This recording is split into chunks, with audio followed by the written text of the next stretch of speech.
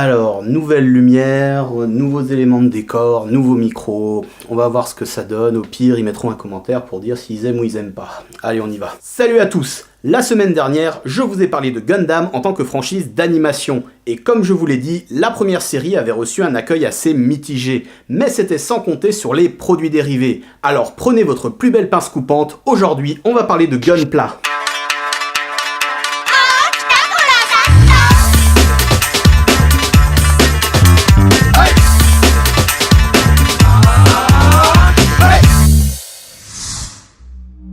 Derrière le nom Gunpla se cache un double mot valise. Au Japon, pour désigner les maquettes, on utilise le terme plastique modèle, ce qui donne Plamo. On ajoute Gundam à celui-ci et PAC, ça fait des chocs à pic. Donc si vous avez tout suivi, Gunpla veut simplement dire Gundam Plastic Model. C'est donc à partir de juillet 1980 que Bandai décline une gamme de maquettes de robots tirées de la première série. La firme qui était jusque-là plutôt habituée à vendre des jouets pour enfants décide pour la première fois de cibler les modélistes en publiant des publicités dans le magazine Hobby Japan. Les premiers Gunpla étaient faits dans un plastique monochrome de qualité médiocre et avaient peu de mouvement. Ils nécessitaient un travail de collage et de peinture, on est donc encore assez loin de ce que l'on connaît aujourd'hui. Néanmoins, le petit coup de génie de Bandai a été de faire toute la communication sur le fait de laisser libre cours à la personnalisation. En gros, ils fournissent une base peu chère et relativement facile à monter, laissant le travail de personnalisation aux modélistes. Grâce à un prix peu élevé, les premiers modèles de maquettes de Mobile Suit et de vaisseaux connaissent un réel succès auprès des modélistes qui se ruent littéralement dans les magasins. Et jusqu'en 1984, année de sortie de la deuxième série,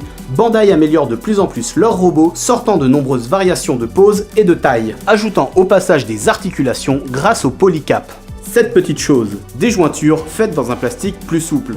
Ils investissent également énormément d'argent dans les nouvelles techniques d'injection du plastique, leur permettant d'avoir une meilleure qualité et plusieurs coloris pour un seul modèle. Ce qui permet de voir apparaître en 1983 les premiers Gunpla à plusieurs couleurs dans un format 1/250e. Petit à petit, l'utilisation de colle et de peinture devient de moins en moins obligatoire. On peut avoir un produit fini tout à fait acceptable sans forcément bénéficier de talent de modéliste. Et c'est encore ce qui fait la force de ces maquettes de nos jours. Dans mon cas, j'aime beaucoup monter des figurines de Gunpla, mais je ne ressens pas forcément le besoin d'aller plus loin dans le travail de personnalisation. À partir de 1990, Bandai intègre la notion de grade à leur Gunpla, avec de nouveaux modèles de meilleure qualité, mieux articulés et une facilité de construction accrue. Je vais me limiter aux trois types les plus connus, que sont les High Grade, les Master Grade et les Perfect Grade. Ce qui différencie principalement ces trois types, c'est avant tout leur degré de réalisme, donc leur nombre de pièces et donc forcément leur prix. Histoire de vous rassurer, il faut bien garder en tête que quel que soit le type de Gunpla que vous achetez, leur facilité de construction est plus ou moins similaire, ce sera surtout le temps de montage qui sera allongé. On va d'abord commencer avec les High Grade qui sont pour moi les modèles bénéficiant du meilleur rapport qualité-temps de construction pour débuter. Généralement de taille 1/144e, il faudra compter plus ou moins 2 heures pour le montage. C'est donc assez rapide et vous donne la satisfaction d'avoir construit une figurine de vos propres mains. Pour les High Grade, le prix oscille plus ou moins autour de 15 €, port compris en import pour les modèles de base. Celui-ci augmentera généralement en fonction du nombre d'accessoires. Et si vous êtes frileux d'acheter sur des sites de hobby japonais, il existe des boutiques sur Amazon.fr, il suffit de taper Gunpla et vous trouverez votre bonheur. Ensuite, il y a les Master Grade qui sont généralement au 1/100e et demandent un temps de montage de plus ou moins 7 heures.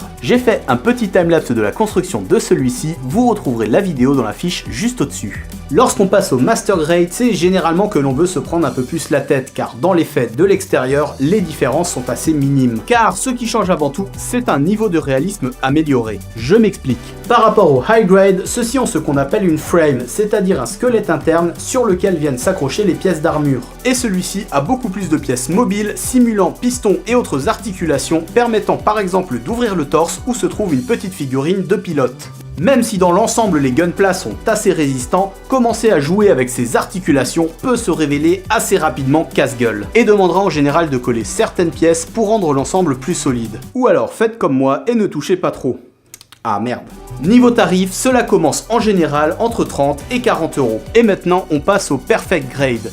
Personnellement, je n'en ai jamais monté, mais je pense que le temps de construction doit bien dépasser les 12 heures. On arrive donc à un niveau de réalisme assez fou, avec la possibilité de faire les transformations comme dans la série. Comme par exemple avec le Gundam Unicorn passant de mode normal à Destroy.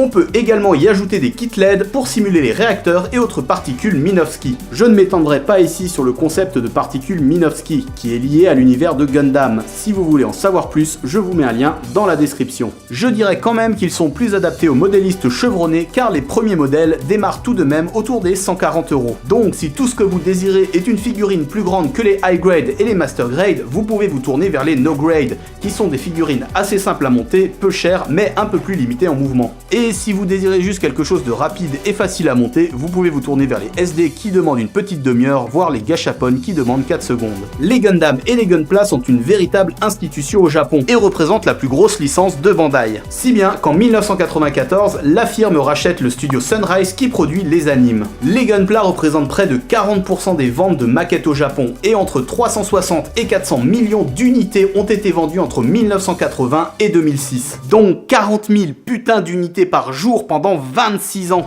Bien que cette franchise soit énorme, elle est très peu sortie du Japon. Pourtant, en 2001, Bandai a essayé de vendre des Gunpla en France, comme vous pouvez le voir dans cette publicité. Gundam. Quand on commence, on ne peut plus s'arrêter. Maquette de robot articulé Gundam. Sans colle, sans peinture, sans prise de tête. Maquette de robot Gundam de Bandai, le plus dur, c'est de s'arrêter à temps. Tu penses que tu pourras y arriver? À toi de jouer.